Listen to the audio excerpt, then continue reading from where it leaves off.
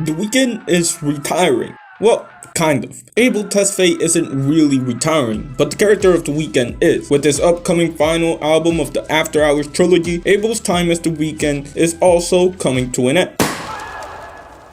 And I guess one of the most asked questions is simply, why would he do this? Arguably, The Weeknd is in the top 3 of most famous artists in the world right now, or maybe even the biggest. His most recent tour proved to be one of the most successful ever, with the tour grossing upwards of $350 million. So why would The Weeknd retire? And to understand that, we need to understand who The Weeknd is first. Back in 2010, a 20-year-old Abel Tesfaye caught the ears of many around the internet. His raw, gritty, and dark aesthetic caught an eye or two, and after years of building himself up locally, Abel showed enough potential to catch the attention of Toronto's most famous artist, Drake. I'm the fucking man. Y'all don't get it, do you? Thanks to this newfound attention, The Weeknd was a project that could provide Abel much needed security and financial stability. And he would take advantage of this newfound audience as he would release a historic run of mixtapes that not only defined who The Weeknd was, but essentially changed the direction of music. 1, 2, 1, 2, 3, let's go! House of Balloons, Thursday, and Echoes of Silence are pivotal to the evolution of mainstream music in the last decade, and moreover, they exemplified the difference between Abel, the person, and The Weeknd, the persona. The release of House of Balloons not only marked the beginning of Abel Tesfaye's career as an artist, but it also marked the genesis of The Weeknd as a character. Being that this is our introduction to The Weeknd and what that entails, the project mainly focuses on him, what makes him tick, and most of all, what he enjoys more than everything else: partying, drugs, and girls.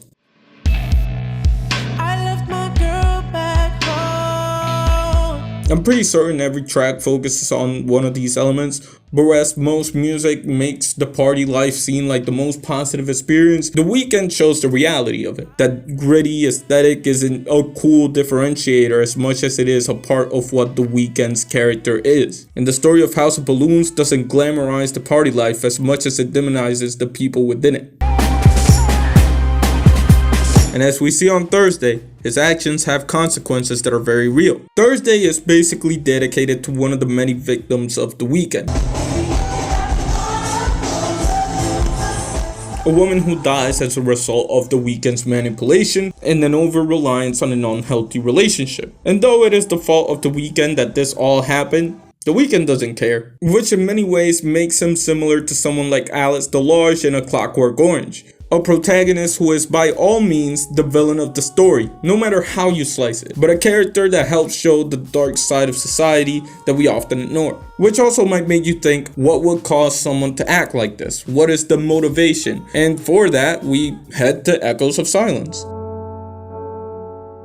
Listening to this tape makes it clear as to why The Weeknd is as evil as he is. It reinforces the idea that The Weeknd can't be lonely. He needs that love, he needs that attention, and if he doesn't have it, then he doesn't know how to live. This is why I wanted to highlight Trilogy, because I think it's the best example of how The Weeknd works as a character. He's an asshole, yes, but he does it because he wants attention. And what happens when you give that asshole attention and fame? Well, Abel Tesfaye is one of the most famous people in the world. From Kids' Choice Awards to the Super Bowl, Abel has transcended music and become something bigger than anyone could have ever imagined. And of course, the music reflects that. Kissland explores what it felt like to be on tour for the first time. Starboy speaking on the consequences of being on top of the world.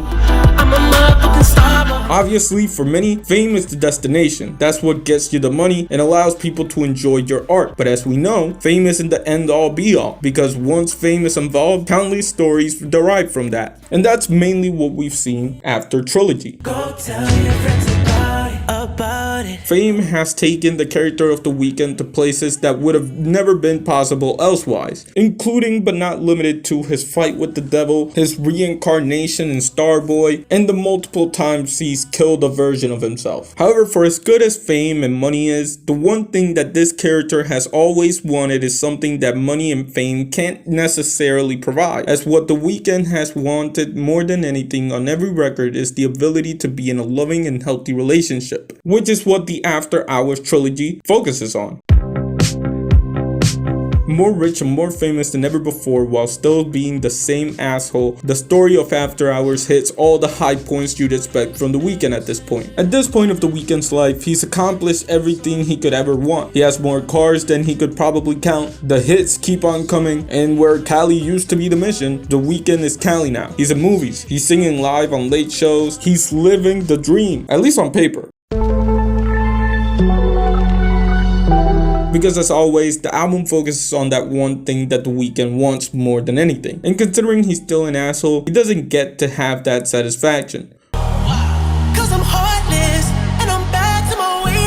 More than any record beforehand, it's here in After Hours that The Weeknd suffers the consequences of being the villain he made himself out to be for so long. Instead of a toxic relationship playing throughout the album, what we see is the story of a woman strong enough to realize that The Weeknd is not good for her and leaving him behind, while The Weeknd goes crazy trying to fill the void.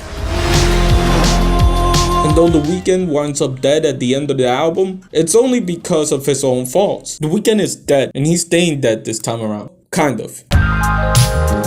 The release of After Hours marks the first time that Abel explores life after death. Of course, the album still has the girls, the drugs, the manipulation that we know The Weeknd for, but this time is told through the lens of The Weeknd looking back at his past experiences and regretting it. Or in other words, this album is basically The Weeknd in the afterlife, living through his life from an outsider's point of view. And it's honestly interesting considering The Weeknd character that usually doesn't evolve very much. But it also leaves you to wonder what the conclusion of this trilogy will be. And I think this is kind of obvious. If Abel chooses to go for a happy ending, then it'd be safe to say that the only way to end this story is with The Weeknd, the character we've been following for more than a decade, finding the love he has always yearned for and learning from the mistakes he made in his past life. Or on the contrary, Abel can decide that The Weeknd is not deserving of a happy ending considering he's been a dickhead for most of his story. But still, I think the main reason why Abel is done with The Weeknd is because there is no more story to tell. The Weeknd is a character that highlights the insecurities of being young and afraid. A man who was a lowlife struggling to make money. And from Abel's point of view, you kind of feel like he has to be tired of this. Playing a character like The Weeknd in music has to be tiring, and on top of that, very limiting in terms of the topics you can actually speak on. So it comes as no surprise to me that Abel plans to retire The Weeknd. And if you ask me, it seems like the right move, or at least that's what I think. Maybe he's just retiring it for other reasons, I don't know. Anyways, I'm recording this on a leap day. Woohoo! Leap day! Shout out to those who celebrate. With that being said though, shout out to Jay Dilla, shout out to God, shout out to me.